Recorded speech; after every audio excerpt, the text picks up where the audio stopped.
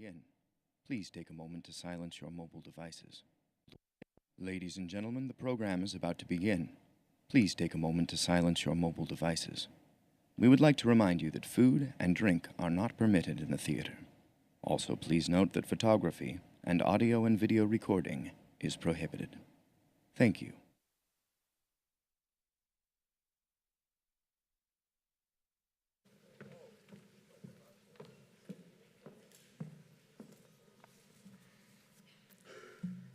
Good evening. I'm Bea Banyu, chair of the Food Studies program here at the New School. And the New School is delighted to host another Times Talk with the New York Times. It's our 41st event together since 2003. Our collaborations with the Times reflect the New School's dedication to addressing cultural and social issues and supporting creative expression in the social sciences, media, the arts, and of course, in my area, food studies. They examine the representation of food in media, culture, and society, as does our program.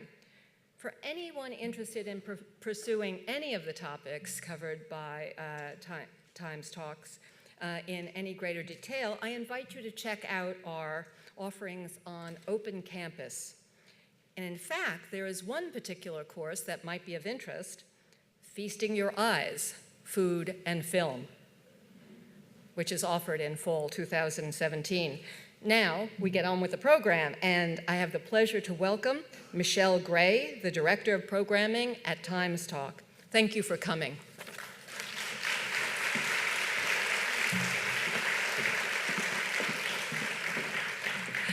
Good evening, everyone. I'm Michelle Gray, the Director of Programming for the New York Times live conversation series, Times Talks, which pairs New York Times journalists with the brightest and boldest creative minds from the fields of film, theater, music, science, literature, and fashion. To find out who's coming next, subscribe to our newsletter at timestalks.com.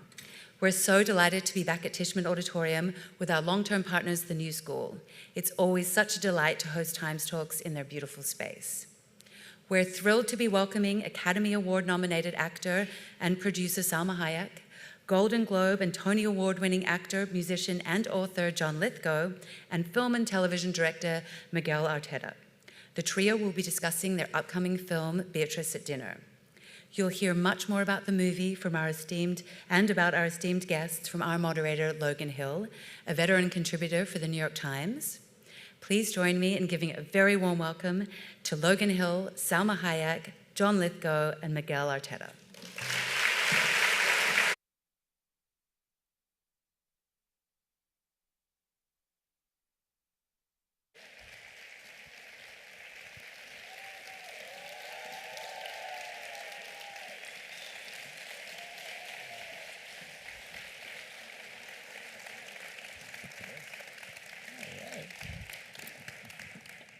They're always so excited to see a New York Times journalist. It's great. Thank you all for coming. We really appreciate it. We love doing these Times Talks, and we know there's a lot of things to do in the city, so we're so glad you chose to be here with us tonight. Also online, if you're watching our live stream, and thank you. A lot of people have been watching our live streams of these talks. Thanks for tuning in, and please leave some questions in the comments. We'll do some Q&A both from the audience here and from our audience wherever you might be a little bit later on. I'm really excited to talk about this film, which is one of my favorite films at this year's Sundance Film Festival, and to talk to three people who've had such different careers, really, who've come together for this one project. Backstage, we're just chatting a little bit about New York and film culture, and then immediately started talking about Trump. Like everybody else. And you want to, in this case, it's partly because this film is incredibly topical and digs into a lot of these issues that we're all thinking about now. But there's something hopeful about a film like this, which was just kind of built to puncture that kind of bubble. It's a film that takes place in a very contained home of a certain kind of white privilege, and then Salma shows up, and her character Beatriz shows up and punctures that bubble. So tonight, I thought I was kind of interested in the project of this film, which is about starting a conversation that hopefully bleeds beyond the film itself. So before we get to Beatriz at dinner, I thought I might ask you guys If there's been a film in your life, not a film that made you want to become an actress or a director or a stage actor, was there a film that really changed the way you saw the world early on in your personal life? I remember as a teenager, the first example that jumps into my mind is seeing Z, the Costa Gavras film, in the 1960s. Do you remember Z? Yes. And just breathlessly running down the street after the film, running home, really feeling like he'd blown my mind politically. I can't think of it happening very often since, but that was electrifying. What do you think it was about that film? It was incredible storytelling. Costa Gavras was a great filmmaker. I remember it was completely gripping. You were immersed in the struggles of all the characters, and it told the history and the story at the same time. And there was an extraordinary graphic at the end, this crawl of all the things that had been banned in the course of the regime of the generals in Greece. And the very last thing that was banned was the letter Z, because that was how they had kind of labeled themselves. It was so far beyond agitprop, because you trusted the filmmaker and his storytelling, and it presented facts. You know, this was the story about the Greek coup being told to a teenage American who knew nothing about it. It was so informative, but it was engrossing because it was such a struggle among the characters, the people. Yeah. How about the two of you? Can you just one pop to mind? Mine wasn't quite a political movie. It was Beyond the Valley of the Dolls by Russ Meyer. Oh. I couldn't believe that somebody could write, shoot, edit, score, and make such a buoyant movie. The movie is so insane, and it's about three girls who want to become famous and move to LA and happen to fall into very bad hands of Z-Man Bartel, and they get murdered horribly. Yes, I don't know how that has anything to do with my career or Beatriz, but I'm being honest. Did it loosen you up in your personal life? Did it make you a little more courageous? I was so excited when I drove to LA. Mm-hmm. Ironically, when I drove to LA, I heard that they were holding the 20th anniversary of Beyond the Valley of the Dolls, and that Roger Ebert, who wrote the movie, was going to be there, and the whole cast. So I sped through the desert, going 100 miles an hour so I could make it in time for it. So the first thing I did in LA, all dusty, the stuff with my car is, I got out of the car and I went and I met the whole cast, and I was in heaven. I have actually many films that have changed my way of seeing things, and this is one of the reasons why I love film so much. But I think one that maybe has something to do how it changed me to the theme of the film is Schindler's List, because I remember that I caught myself towards the end. I was watching this movie and I was watching all these horrific things, and I had seen many other films about the Holocaust, and intellectually I thought it was just monstrous. But I didn't cry. I just was watching. And then there was one moment of compassion when somebody is courageous and has this one moment of compassion towards others. And I sobbed uncontrollably. And I realized that we put an armor because we see so many things that are unbearable to take and to go through life, really feeling what we should be feeling every time we are confronted by something horrible. So we take in the information intellectually, but we keep a distance. But sometimes the inspiration of somebody with courage that executes their compassion, has the courage to be compassionate, can disarm us like nothing. And I think this is a movie about compassion. It's interesting, too, when I asked this question, I had no idea what you were going to say, and I can't think of 3 movies that are more different than the 3 you just mentioned. Which leads me to my next question, which I'm curious, when people come up to you, and they obviously come up to you all the time saying, this film changed my life, this film helped me become who I am, I imagine sometimes those answers are a little surprising to you. Maybe it's not the film or the play or the TV show that you think they might have changed the most lives or might have made the biggest impression. Have you ever been surprised like that? I've never asked anyone that question. It's so unfair. It's an unfair question. You have to pick one. It's like Sophie's Choice. Well, I remember I never took Footloose very seriously. Yeah, I always thought of that as my teeny bopper film, you know. It was a lot of fun to do, and it was a big success, but I was always, some little part of me was a little embarrassed. But I was working on Third Rock from the Sun, talk about embarrassed, you know, and it's a completely outrageous show. Years later, and the 4 aliens were stuck in the circus for some reason, and there was a young actor, big, tall, brawny guy who was playing the circus strongman.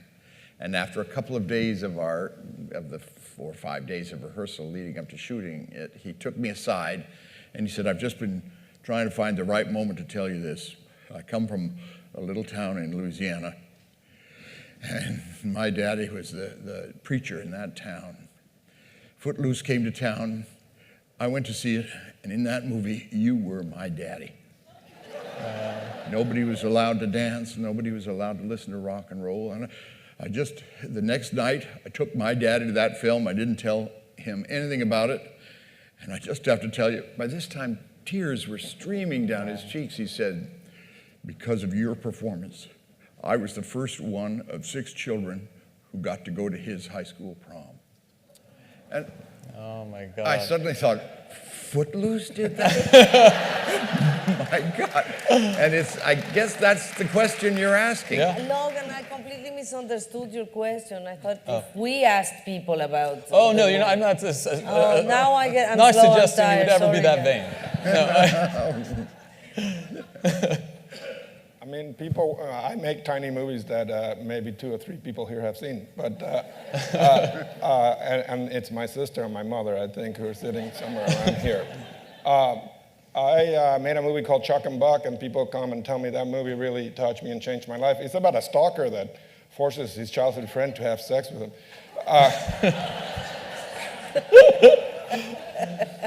I'm very flattered, but yeah, I'm still scratching my head about that. People say so many nice things. You know, Full to Sheen, was so long ago, and anybody who is in a bicultural relationship comes to talk to me about this film. But I think the other one, of course, that I get a lot of people feeling it very personal and need to talk to me about it, it's Frida. Yeah. Mm-hmm. Yeah. And reading up, like... I guess mine are very obvious. Nobody has ever come to tell me that, I don't know, grown-ups changed their life. There was no surprises. Maybe that's for the best. Sausage Party? Sausage Party, yeah. I don't want to know if it changed your life, Sausage Party. Well, Frida and Beatriz have one thing in common. There's one time before in which you've played a character whose name was in the title of your film. It turned out pretty well at the Oscars. This film is built around you, and it was kind of a birthday present, right? It was. Do you mind telling the story of September 2015? Yes, Mike White came up with the idea, and he asked, "You think Salma might meet us?" And Salma was eager to meet us, which was great. He had not written the script; he just wanted to tell the idea. At first, Salma thought we wanted her to. It's about a dinner. Am I going to play the cook? What's happening in this movie? Yes. Seriously, Sure, I was like, no, the movie's about you. And she was so excited. And Mike knew that her birthday was in 2 weeks, so he went home and wrote day and night and gave her the script on her birthday, said happy birthday. I still pinch myself. You said you thought you were going to play the cook? Look, the truth is he's being, as always, too modest. It's sickening. I'm kind of bored of it, by the way. Shaking. I was a stalker of him and Mike. To me, they are like on the top filmmakers of this country. I really think they're geniuses. And I tried so hard to work with Miguel. I actually hired him in Ugly Betty, I wanted him to be near in some way. I'm sorry. And we tried to do a movie in the past, but it didn't work out because we were ahead of our time, right? Yes, exactly. Somebody else did it later. And so, but we're friendly also with Mike. And then they came over to my house for a dinner, but they showed up like at 3, which was quite early. And we hung out, and I knew that there was something, but finally Mike said, there's a project I'm working on, and I want you, to come and do it with us. I want you to be a part of it. And I said, what is it about, a dinner? Now, I was just happy they knew I would have done like the smallest cameo. Mm-hmm. They knew I was a groupie. So I thought it was a very small part. I don't know why. That's what I thought. I don't know why they didn't say that. And so they know that I was thinking, when I said, what is it about? They said, a dinner party. I said, oh, I guess I'm going to be cooking. And then he told me, no, you're a masseuse. And I was so confused. He would not give me anything else. I think at some point I got out of him, there's a goat or something like that, and that was it. And the plot basically is that, well, actually, Miguel, you do a great job running through the description of the film. Do you mind giving us the log line, please? Sure. Thank you. Beatriz is a Mexican immigrant that's come to this country legally, and she has taught herself how to become a holistic healer. And she helps this rich, very powerful family in Newport Beach. A daughter had cancer. She helped them. They become friendly. And the wife, the lady of the house, now uses Beatriz for massages. She goes there to give a massage. Her car breaks down, and she gets, and Connie Britton's character invites her to stay for dinner.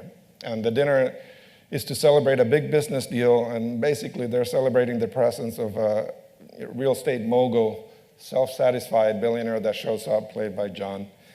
And they end up squaring off, and what starts as awkward ends up a little bit like a cage fight. So. Yeah. And it's fascinating, kind of those conversations that happen on Twitter and Facebook and sort of anonymously and at a great distance all happen in a very small space. I was curious. We were talking about this role, and backstage, Miguel and I were talking about how it's baffling on one level that you haven't had more major meaty roles like this, opposite folks like John, and then on the other, directed like folks like me. Yeah, I mean, and it's been a while since it's just unusual. It's on one level it's unusual, and another way it's totally predictable in terms of where we are in terms of an industry. Recent stats on roles for female leads. Last year the top 100 films it hit a historic high for female leads at 29%, way up from the past. Still just 29%, which is even worse when you look at other roles. Only 32% of speaking roles were for women. Only 3% of all characters were Latina. The numbers are horrible. And I don't want to tell you what they were doing. Yeah, right. Drug mule. 2 lines or this, would you like a Coke? That's it. Speaking role, Latina, 3%. Yeah. That's how they do the math.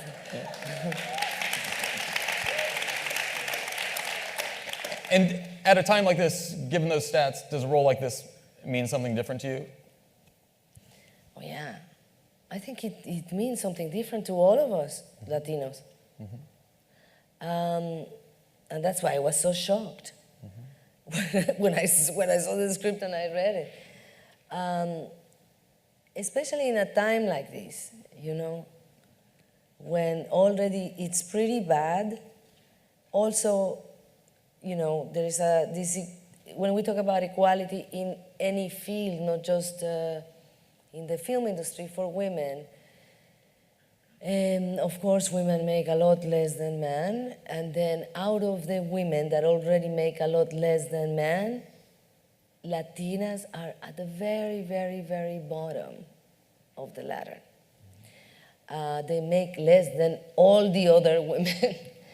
And so it's scary if you're a Latino that already you're not in a good situation, especially if you're a woman, to see that the country, instead of evolving, progressing, in trying to capture the ideals that the world romanticizes about this country, instead you become a lot more vulnerable. So I think there is right now a sensation for a lot of different minorities or of vulnerability. And so this film is incredibly important to all of us. And the first clip that we have kind of shows Beatrice's vulnerability. So why don't we watch our first clip?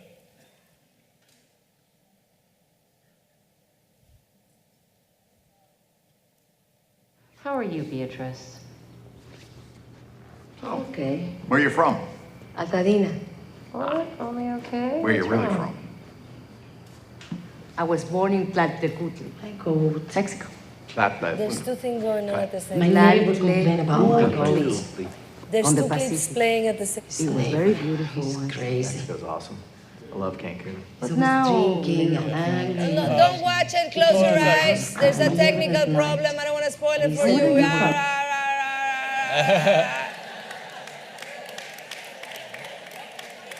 It's gonna come back. Sorry about that. It ran perfectly before all you guys showed up. The audience messed it up, apparently. Guys. What if someone on our tech team could just let me know when we straighten that out? That would be great.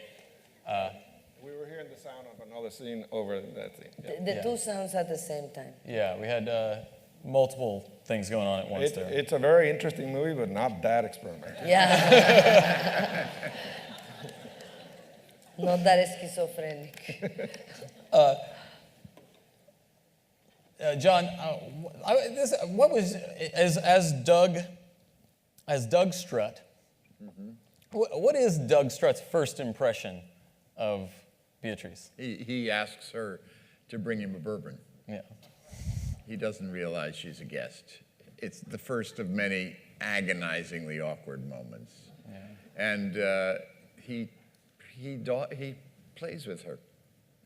She's an object of humor, and a humor which she does not understand, or she doesn't. She understands, but she doesn't think it's funny. Right. And Doug Strutt is the How are alpha. you, Beatrice? This is like when I'm at home with my Alexa and it suddenly starts talking to me. I'm going to let Connie Britton speak for me. No, he's the alpha guest. He's a man who's extremely comfortable with his number one status. He sits at the head of the table and he runs things at the dinner. And his whole manner is very genial and jokey, but he maintains his superior status in every interaction. The interesting thing about him is he's not thin-skinned. He's not. At the dinner, Beatriz takes him on. She's fearless, and they become antagonists. It's very rare that you feel you see such dissimilar people engage and debate and argue with each other, and yet both of them gets a chance to have his say and her say. And he enjoys that. To him, he knows he's going to win every argument because he considers himself the smartest and most powerful person in the room. It's very interesting to play a part like that. But Miguel's direction of me, starting from the very first conversation we had about the film, was to enjoy the man. And because he himself enjoys life, he enjoys his power, he enjoys his marriage. You should almost envy him, the pleasure he takes in everything. Yeah. And to me, that was a wonderful way of presenting what is, by all conventional definitions, the villain of the piece. Yeah. To just see him almost blithe at this supper. Is that something you've picked up? Over the years, you've played some pretty memorable villains, opposite everyone from Sylvester Stallone to playing J.J. Hunsucker on Broadway, my favorite media villain. Yeah. Is there something you've learned about the art of playing someone, or even Winston Churchill recently on The Crown, to playing someone that powerful who wears the power in that kind of way? I don't know. I kind of try to make friends with all these characters and think the way they think. No one is a villain in his own story. Politically, I have my own reactions to men like this. That reaction is revulsion, and yet I love sort of playing with my own expectations of him, make him delightful. Yeah. He's not exactly delightful in the film, but I certainly enjoyed playing him. And Mike White wrote the character superbly. He sort of knows these people. I don't know what access he had to them in his life, but one thing that he gets exactly right is everybody's status at the party. These are 6 people. Salma plays the 7th guest at the table, the wild card, but the other 6 people know exactly where they stand in this hierarchy. And there's no question in Doug's mind that he's number 1. I was thinking today, this would make such a great double feature with Get Out, Jordan Peele's movie, also about a dinner, kind of a weekend a visit, an unexpected visitor, also set in a world of white privilege where things go maybe a little worse than this. My daughter saw the film last night, and she kept thinking about Get Out all through it. Yeah. Very odd. But this one is funnier. Yeah. This one you get to laugh. One thing I thought that was similar about the films is that they're both very explicitly about white privilege and raise a lot of sort of timely important issues, but they're not kind of that old model of a race film that's set Mississippi burning. They're not set in the deep South. It's not sort of hicks and rednecks. I'm from North Carolina, so I'm particularly sensitive to that guy. But it's set in a world of kind of wealthy white privilege. And when you're setting the film in this house, this particular kind of house, and this particular group of people, what was the thinking behind that versus setting it somewhere else? That I was going to get all these white actors their Chicano passports stamped by the time we were done.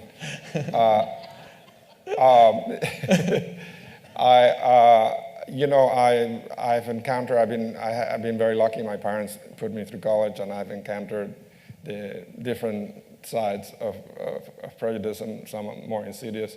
And when I read the script and I thought of the environment, I was like, the subtleties of what happens here are stuff that just ring really true for me. Mm-hmm. And so I was fascinated the way Mike wrote. You have pointed out he's so good at writing how the guests change the topic of conversation, mm-hmm. The art of doing that, which is a way to undercut a person. And Doug Strutt does it so intensely with Beatriz, sometimes really directly, sometimes subtly.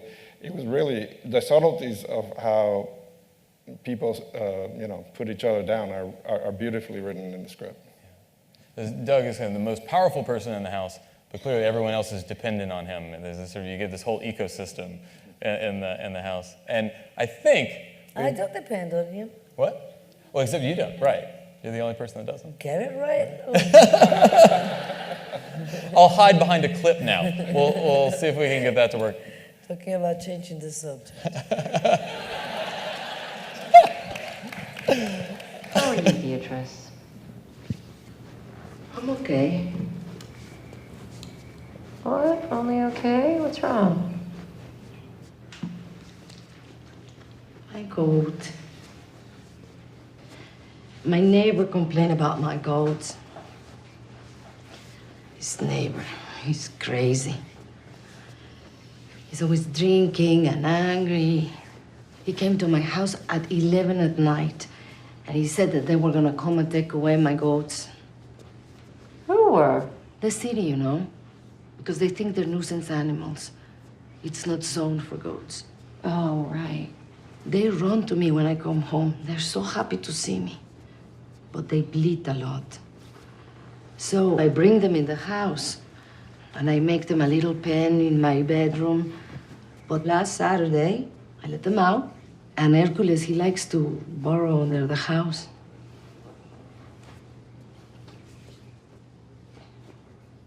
But Geronimo? Beatriz? Oh no. What happened? He killed my goat. What? Who, your neighbor? I came back from the walk and Geronimo was dead in the garden. His neck was broken. Are you serious? And I could feel his pain.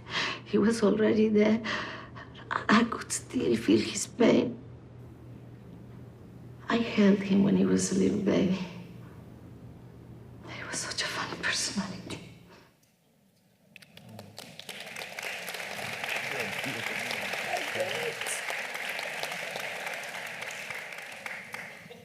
Listening to that, I feel a little bit like I have something in common with goats. As a journalist, you're sort of a nuisance animal who bleats a lot.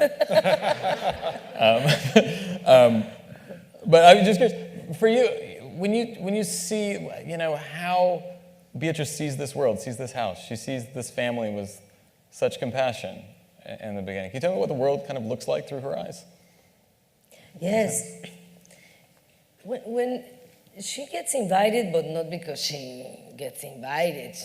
She kind of gets stuck there. And Kathy, who's always trying to feel like she's a good person, invites her against her own will, but won't accept it yet, and definitely her husband's will. But so she stays. And she's grateful, she's happy to be there, and everybody else, she's very sophisticated, very well dressed, and very rich, and very successful. And Beatriz has no complex. She doesn't feel less because she's dressed the way she's dressed, or because she's not beautiful. If they're beautiful, she thinks it's great that they're beautiful. They're celebrating something, and she's excited. Oh, something went well for you. We're celebrating. She has the capacity to feel pain for others and also happiness when others feel happy. And at some point, he's a jerk. Well, immediately. At the beginning, at the first point, he's definitely a jerk. And, you know, she's like, well, he's a jerk. You know, still present, there's no judgment.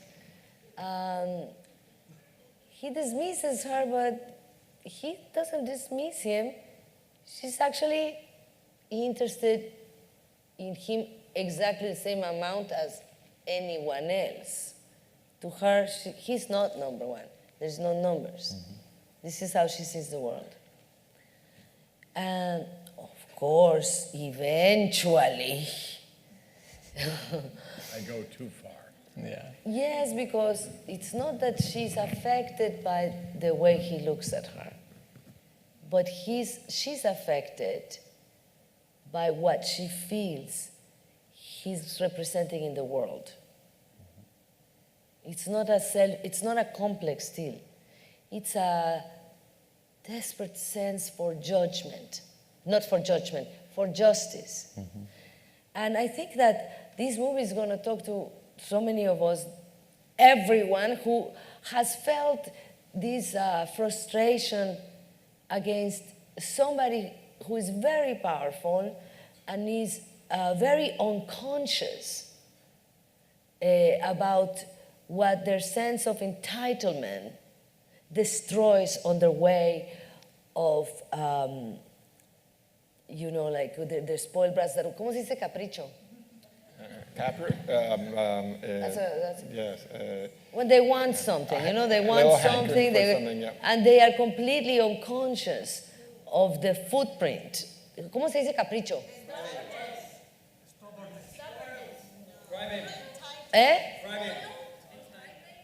I already did entitlement, but capricho is like when... Fancy. It doesn't exist in English. This is a fantastic word. It exists in French. It's when a kid wants something and just because they want it. They have to have it just because they want it. Whim. The kid that gets it, it's spoiled. But the sensation they have by just wanting because they want it, it's called capricho. So they don't care who they take down on their whim, It's like, I'm going to be in the front, you move out, I'm in the front. I'm in the front. And sometimes it's like that in life, but they take down beautiful things like the planet, like gorgeous people that come with good intentions to work.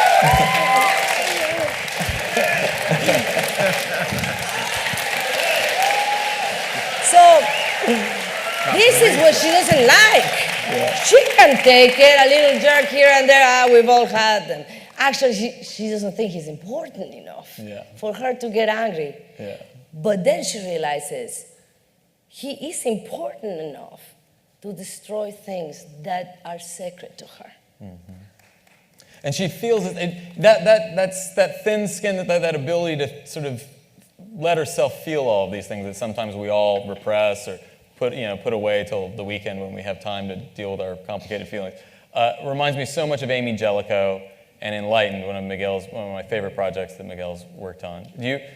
And I'm not the first person to say that. Do you see, as you were working on this, were there themes from Enlightened that?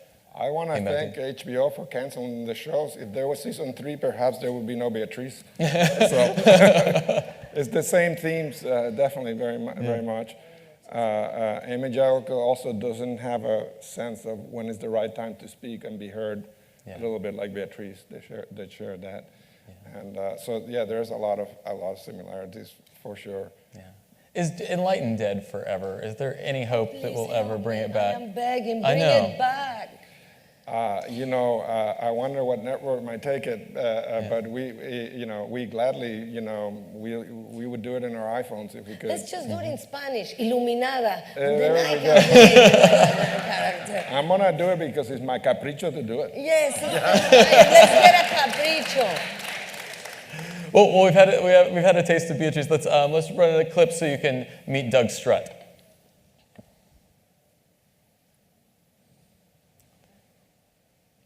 So, where are you from? Altadena. Where are you really from? I was born in Tlaltecutli, Mexico. Tlaltecutli. Tlaltecutli, on the Pacific. It was very beautiful once. Mexico's awesome. I love Cancun. But now, many hotels, timeshare. A lot of crime, I think. And where are you from? Laguna. But we have houses in, we're all over. But where are you really from? I was born in Oaxaca.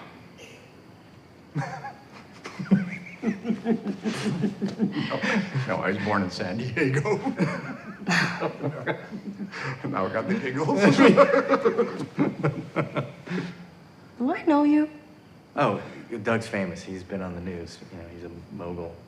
I have opinions, and because I have money, people listen. I don't know why. I think I know you. Well, maybe. Ever dance in Vegas? Lovely man, huh? Let's talk about that giggle. How did you work on that giggle? How did you settle on that one? Do you try out different giggles? Well, I think I giggle a lot in my own life. No, I'm a good giggler. He's just enormously pleased with himself. And so he delights himself. He himself thinks his jokes are completely hilarious. I hate people like that. But on the other hand, I love playing people like that. Yeah. No, this is exquisite writing. Everything in that is Mike White. This is why, I was ready to do this after about the 4th page. I had worked with Mike before. He wrote Orange County that I was in, which was a very sweet coming of age, but a comedy. It was completely comedy.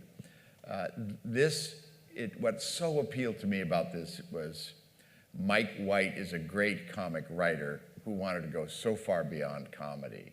So it is funny, but it's, the adjective that we have been hearing over and over again in these 2 or 3 days of press is squirm-inducing. Yeah. It is squirm-inducing comedy. And he just finds ways of gradually building the tension bigger and bigger and bigger.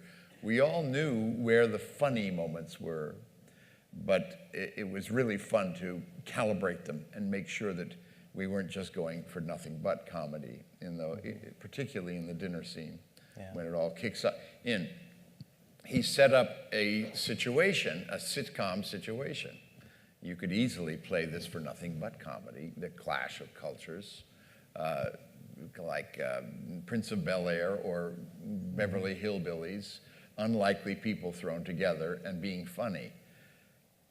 In a way, he almost uses that as a tool to lure us into much, much more complicated thoughts. Yeah, I thought it was interesting. At Sundance, Manola Dargis, our critic, called it first scathing and then at times scathingly funny. And it does feel sharp first, almost in some ways. I mean, you look at Doug Strutt, and those jokes are completely hateful. Right. But that is not a funny scene, but it's very funny when you see these 6 people reacting to Beatriz at dinner, in the dinner scene. All very expert reaction shots of all of us once Beatriz begins to have her say. Yeah. I have to say, watching that scene, something that I love so much about what you both brought to it is there's an immediate respect that is born in that scene. When she says, "And where are you really from?" Your body language changes. He goes a little higher up, and it's like, I gotta go to another level of jokes now. Yeah, she's good. Mm-hmm. It's subtle, but you come out of that scene going, they've seen each other already. There's also a wonderful dynamic between me and Jay Duplass, who's playing one of my sycophants, the lawyer who has made this big deal happen, who is the sort of secondary guest of honor. The way he laughs along is completely, it's the purest kind of ass kissing. This is kind of Billy Bush level. When I think of the laughter on that trailer, that's that laughter. Yeah. It's sycophantic laughter, which talk about squirm-inducing. Yeah. And I'm curious, for the 3 of you, you are all often in rooms with very wealthy folks, whether it's part of your family, is it part of the producers for your films? It's Hollywood is not a world in which people like Doug Strutt do not exist. I'm curious how much of this film, rang true with moments you've kind of experienced yourself in these rooms, jokes that you realize someone might not make if somebody else was in the room. I mean, I once had to present an award 15 years ago to Jennifer Aniston at a film festival, and I was in a green room in Los Angeles that was packed with superstars, and you had to wear a tuxedo. Of course, I was very cheap. I got a very cheap tuxedo that I bought. And a very famous star who's very liberal, and I won't name him, came up to me and was like, hey, get me a tequila sunrise.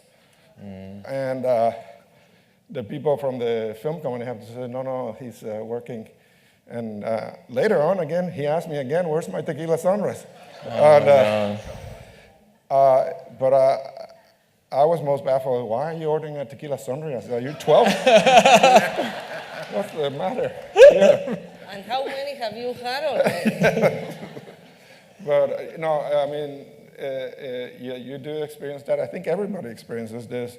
One thing that Salma has been speaking about is that this is a movie that, for us, speaks to the immigrant experience in a big way. But there's the yearning that, as immigrants, we all have of, like, we can't satisfy, we wish we could go back to a place that we never really can go back to. I think that's something that's universal. And that's a unifying concept of the movie, and something that makes me hopeful about the world. Rather than looking at people as other, we should all be thinking about the fact how we all yearn for a better place that we can't go back to. So yes, we experience that, but I do feel like the plea that we're making is for saying that we all have a wish to go to an impossible place that was simpler and better, and that's what, It makes us all immigrants. And there's tequila sunrises waiting for all of us there. I think that the people who are willing to, there are certain people that are willing to say certain things no matter who else is sitting there. Because they are just that entitled. Do we have our Facebook questions, by the way? I just want to make sure I'm not forgetting our Facebook friends watching the live stream. When we get those, you can bring them up to me and I'll pass them along. As we're talking backstage right now, it's such a moment of frustration, I think, for a lot of people in this country, particularly a lot of people in the arts. There's always that question about sort of speaking beyond the bubble, or not just preaching to the converted. What kind of change can arts really make? I'm wondering, this idea comes up in September 2015. The country isn't all that different, but Trump's on stage with 11 other candidates, telling Jeb Bush's wife in September 2015, he's not going to apologize for saying that Jeb can't make clear decisions about immigration because he's married to a Mexican-American woman. Cut to Sundance in January.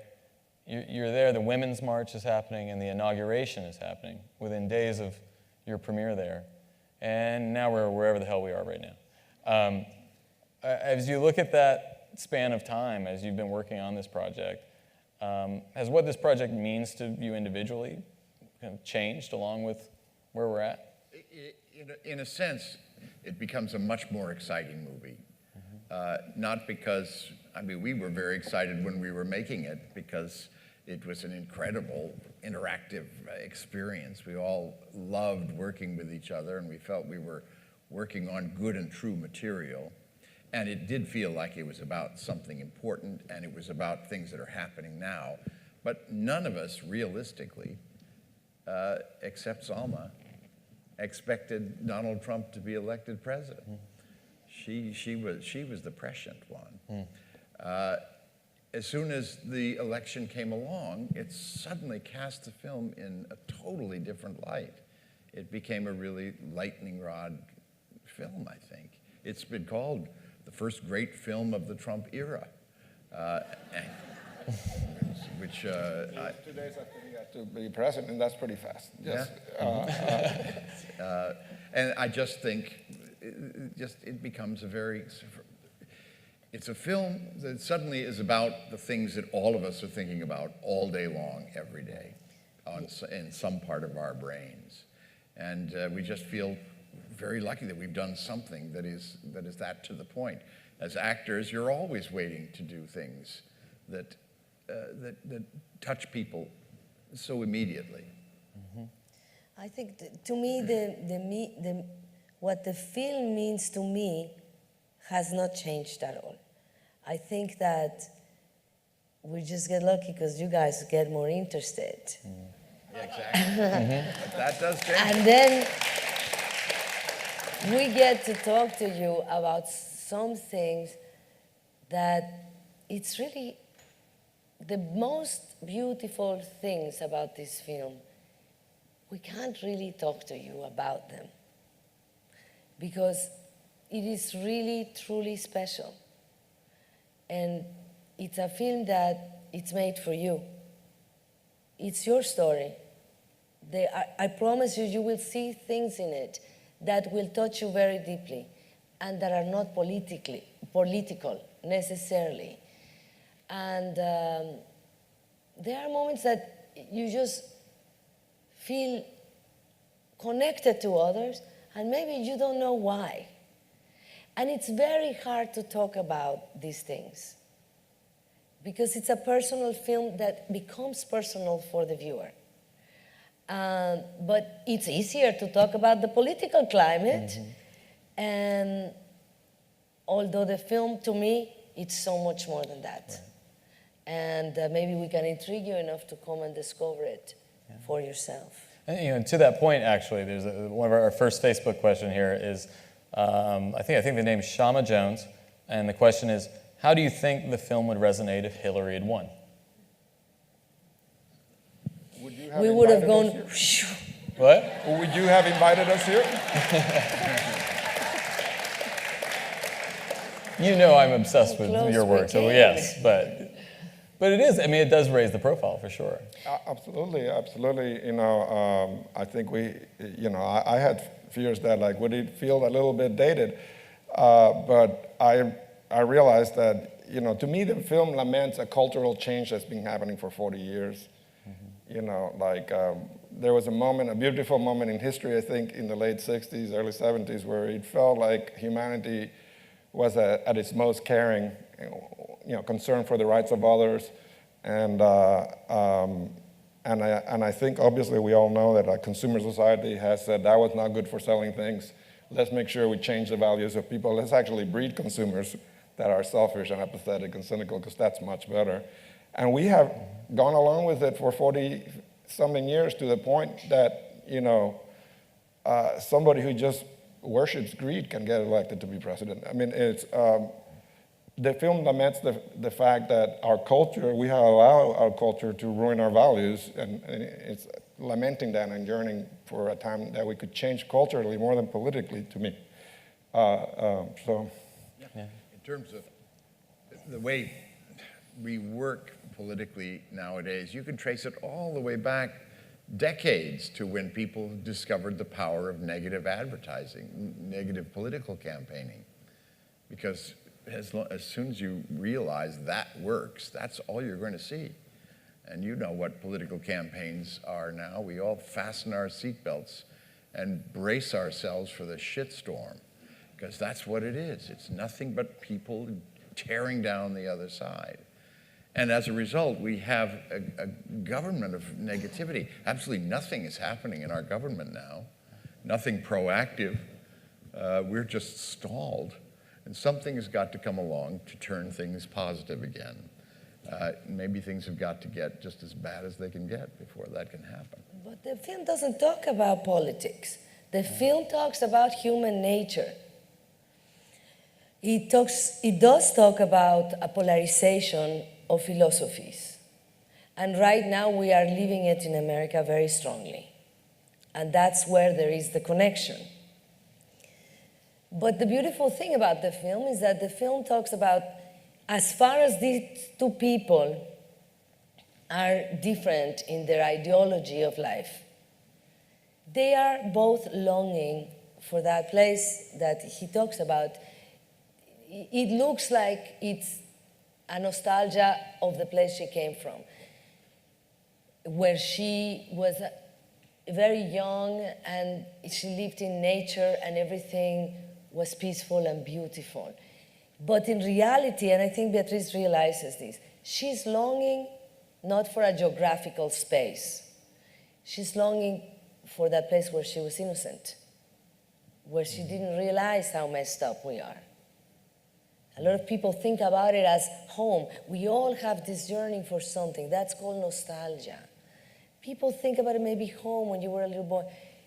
But if your parents are still together and they are still in the same house and you still go back, it's not there anymore. It's not a physical place. It's who you were when you were there. And we go through life trying to go back to that place. And so does his character, which is what makes it so hopeful, because it talks about a place where we can all connect. Unfortunately, his character thinks he can get it through hunting because it feels very primal. So the thing is that a lot of us are unconscious about this journey. You feel like something is missing, and some people buy and buy and buy and buy. And we all do different things, more houses. They have everything. They're still not happy. They don't know what is it that it's missing, and needs that sense of purity. And it's what can give hope to humanity. So it's not that, it's more a study of humanity than politics, but because the character has so many similarities. I mean, just now I was watching when he says, because I am rich and powerful, I have opinions, and because I'm rich and powerful, people have to listen to them. And there's so many things that I hear every time I watch it that I go, wow, I didn't even make those connections before when I saw it or when I was there. Yeah. And I would say if you've got a question, we've got some microphones on the left and the right. We'll have time to take a few questions here as well, so if you could just line up, we'd appreciate that. And I'm going to wrap up the Facebook questions with one from Jessica Gray, I believe. The question is, what's the central message you'd like viewers to take away? Big question. Yeah, that's a big question. I mean, I hope that when you watch the movie, you are, the frustration that we're feeling every day with the enormous evidence that we are taking this world to a terrible place, that frustration that you feel that the movie reflects it in an honest way, and that we don't give you an easy answer. We don't give you any bullshit at the end of it. And I hope that it makes you think about what Salma was talking about, like, why is there not a place for purity? And how do we change our cultural values? To me, the question of the movie and the question of the day is like, we've done everything in our power for people not to think about kindness. And so how not to think about kindness? Our culture has done everything possible for kindness to be devalued. So what can we do as individuals to start reverting that trend? And it's really concerned, the film, about the earth and what we're doing to the planet, and how you cannot negotiate with one. I mean, you cannot go lie. I mean, she knows what, know. We are in trouble. We need to really confront this situation together. We'll start with a question on this side. How you doing? I'm good, thank you. Good evening. My name is Gerardo Brahms. I came from Mexico City. I flew in to be able to be with you and to tell you that I am really glad that you are touching in this movie the concept of old souls. I saw that in the trailer that you released, because I think that when this concept, which was conceived by Asian religions and that has been described by influential authors like Deepak Chopra or Eric Fromm, you give us, the rest of the public, hope. And you are giving voice to these old souls. You give us validation that our values of compassion, of justice, of equality, and love for all living creatures are right. You are giving us that hope. And I am a computer science engineer, but I am also a writer. And I write since I am 18. So I feel I can connect directly with this confrontation. I'm sorry, excuse me. I'm just going to ask you, please. We've got a lot of folks asking questions, and that's lovely, everything you're saying. Lovely. But do you have a question for us? Okay. And the question I have is, Salma, humbly, de corazón a corazón, I wrote this script for you to lead. And it shows the values you have endorsed, like courage, braveness, hard work, decency, love for grandparents. Honorability. Our country needs to remember. And I know you love Mexico, and not only Mexico, you love the whole world. So I wrote this in honor for you. Thank you very much. So this is a dream come true, Let's do a question over here. I've been with this for Thank you. decades. Thank you. I'm from Tabasco. I think we see lots of examples of inspirations for the Doug Strutt character, but the Beatriz character is quite unique. I'm wondering if you know who the Beatriz character was based on or who inspired her. You know, we would have, yeah. There's definitely, like, we would have to ask Mike White, but there's definitely a lot of him in her, don't you think, too? Yes. From knowing There's him. a lot of him in her. Yeah.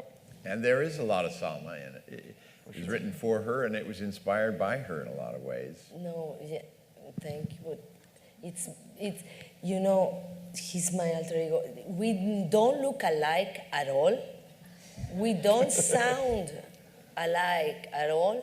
There's a lot of stuff inside that is very, very similar. He saw what happened with the lion when Cecil the lion got killed by the dentist, and he was so furious, and he said, "What would I do if I was like in a dinner and I ran into this guy?" And then I became the alter ego, and so that's how it started. Thank you. A question over here? Hi, I have a question for Salma. My name is Angel Gil. I'm the director of the Thalia Spanish Theater here in New York. And I've been following your career. Really, I love all your work. And I want to congratulate all of you because for me, this film really has a kind of theatrical feeling where you were able to put together great actors. So my question is for you, Salma. When are we going to have the pleasure of having you on stage in New York?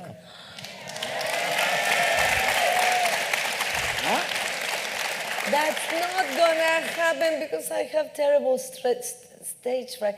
Even if I have to say the word, I tremble. You should have seen me speaking, looking at you to try to get myself psychologically prepared to confront all these heads that God knows what they're thinking. Not in the cards, huh? But I'll come watch your plays, but...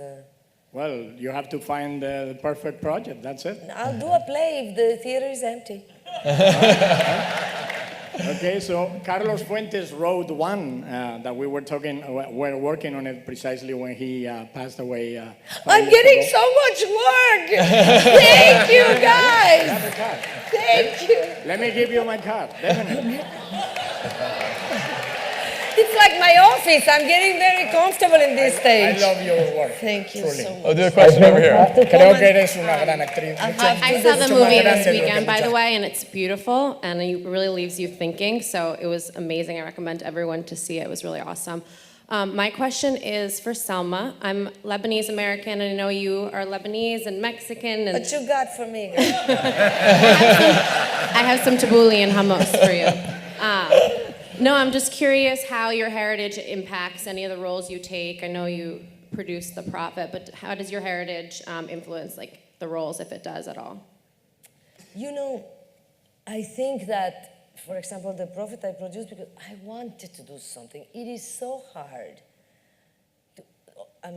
You've heard me for years also complain about if you're a woman, if you're Mexican, imagine woman, Mexican, Lebanese, and I'm 50. It's not like you have a lot to choose from certain Arab women. It is impossible to find those roles. So I did The Prophet because I wanted to do something to acknowledge and to celebrate and as an homage to my Arab heritage. And I do it, there's an extra love, you know. But I think, and of course, when I do something where I play a Latino woman or a Mexican woman, I have extra information. So, of course, and it's important that I use that information for these stories to be told. But if you go, deeper and deeper, I'm just a human being, and I do treat with the same respect every person that I have the responsibility to bring to life, because pieces of this person or that person exists somewhere in the universe, a real human being, and I approach all of them with the same passion and the same love. Maybe afterwards, I get extra. Of course, with Miguel, it was great, this one, because we get to speak Spanish and, curse. By the end, everybody knew the bad words. You feel more at ease. But I think it is important that we treat all the parts with the same amount of respect. And I get very excited when somebody sees beyond who I am and everything that I am, and gives me the opportunity to play someone completely different, because I am that person too. I played an Iranian woman last year, and I learned so many things. It was so exciting to learn about that culture, and I really felt Iranian for a moment. I mean, I was so conflicted because it was during the World Cup, and Iran was playing Argentina, and I didn't know what to do, It was so confusing. But I think being an actor in that way connects you to the world more. Thank you. Thank you. Question over here. Hola, Salma, ¿cómo estás? Mi pregunta para ti es, in real life, when you are hit with all this similar to the movie, when you're hit with all these microaggressions, in real life, how do you react to that? Do you react as Beatriz or as a Latina woman that is proud of her heritage?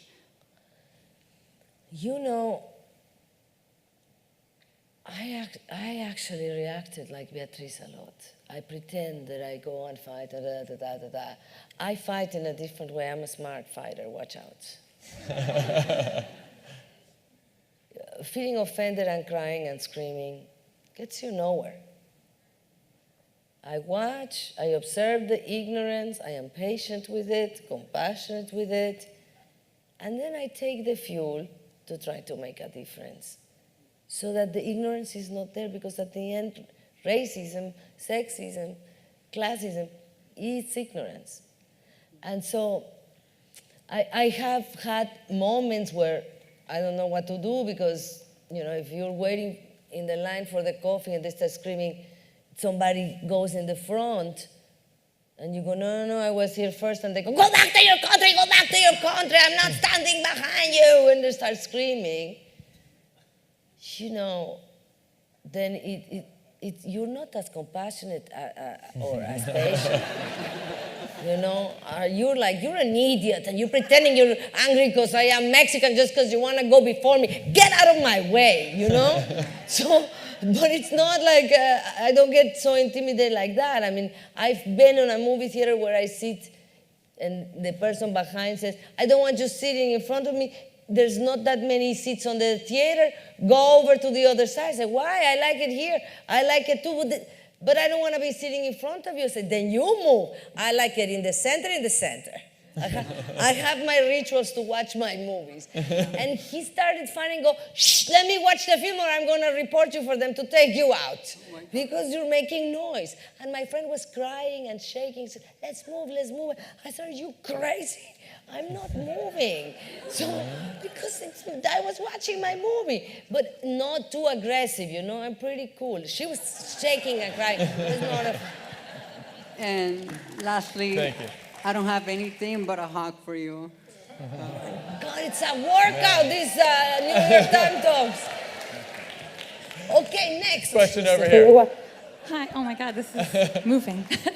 Hi, my name's Kira Metcalf, and this is a question for everyone, really. So you talk about how this is a movie more about polarization than it is about politics, and I find that, in my family where there's people on definitely both sides of really important issues, do you feel like this film is more hopeful in our ability to be able to cross those polarizing lines and have those conversations? Because I think for me that's what scares me the most, and scared me the most when I saw the trailer, because I'm like, there's not gonna be hope in this. It's gonna be too strong and too difficult to get past that. But it's a very complicated. There are lots of very complicated reactions to the film, complex reactions. People they love the film and they're unsettled by the film all at the same time. But that's because the film puts in front of us problems that we are in fact dealing with The hopeful thing is that the film exists at all, that it was made, and that we're having these conversations. One thing that is almost startling about the film, you just never see any movie, any play, any television show, or very often any public event where people from the opposite ends of the economic spectrum are actually in contact with each other, telling each other their stories, debating anything. The film, in very ingenious ways, turns into an articulate argument between two very divergent points of view. These conversations have got to happen, and they've got to happen in a much more, we need to seek things from each other rather than alienate each other. It's funny because when we talk about the film, we sort of have to talk about it in terms of big ideas because it provokes big ideas. But all we were really interested in was telling a beautiful story about people interacting with each other. It's just that you don't see these particular people interacting with each other in movies. Don't be afraid to come see it because the beautiful thing is that it treats both sides with a lot of respect. I'm being a beast now and making fun because I'm also really tired, so I get really dangerous. Like, I can't say or do anything at this point because I haven't slept like in a week. But it treats both sides with a lot of respect. He says all his arguments are very smart and they make a lot of sense. And I think that when you only hear one point of view, then it's hard to see the other side. And I think that it's important for the film you will see two sides, and it might motivate people to see other sides and think about things calmly, to have a conversation, not to prove who's right or wrong, but to try to understand each other. And I think the film definitely, I think it motivates people to try to listen to both sides. So come and see it. I will. I swear. You'll be fine. Thank you so much for all these great questions, and I apologize that we've only got time for one more, so make it good. Well, thank you. My name is Lucas, and I have a quick question. Do you think this film would be appreciated differently if, let's say, you guys were, for instance, sitting instead of here in New York City in the middle of America, in a very red state? What do you think? How do you think the film would be appreciated out there? This is a great question. Yeah. I talk so much, though. Go, Miguel, go, Miguel. You know this country. Go, Miguel. I have to say, I thought about it frequently making this film. I'm from the Midwest. My wife's from Montana. I spend a lot of time up there. The film, it definitely invites you in. Everybody can identify with someone at that dinner. Everybody knows when they're a misfit, when they're sitting there wondering if they belong there. It's a very anxious film, but it's also a film that invites you in. It invites you to identify. I'm really interested myself. I don't know the answer to your question at all, but I'm equally interested in finding out. I think the film is so real. I mean, it's done in such reality that it would be really appreciated, but they would see a different film. But it gives you the elements for you to see a different film. It will be the film about the crazy hippie that is insane. Not about the guy that is entitled.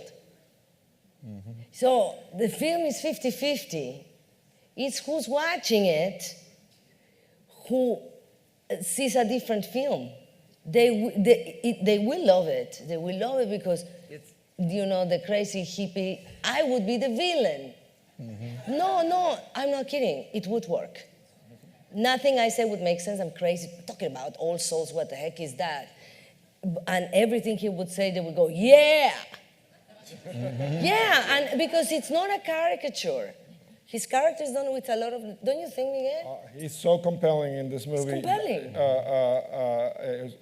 It was the way John performs this, me and my editor watched the movie 2,000 times, and there's a line at the end of the movie where he says to her, the world is dying. Does it all have to be that sad? And the way that John plays this line is so compelling. My editor said, every time I see that, I say, why am I recycling? He's right. I should just stop recycling and enjoy myself. It is very, I think that I think it will surprise you. This movie definitely challenges an audience, but those are the movies we've got to be making. Those are the movies that people are hungry for, I think, to provoke conversation, to make us talk about the things that are really on our minds. We're not just doing comfort food here. No, look, I'm wearing my red shoes. I really want to thank you all for coming. Thank you for watching on Facebook. And thank you, Salma, John, and Miguel. We really appreciate it.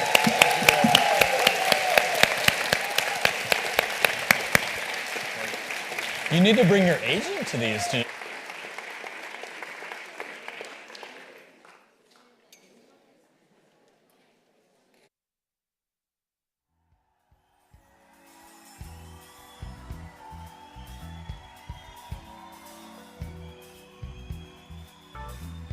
Laurinho Bandeira de Souza Junior from Floripa, Brasil.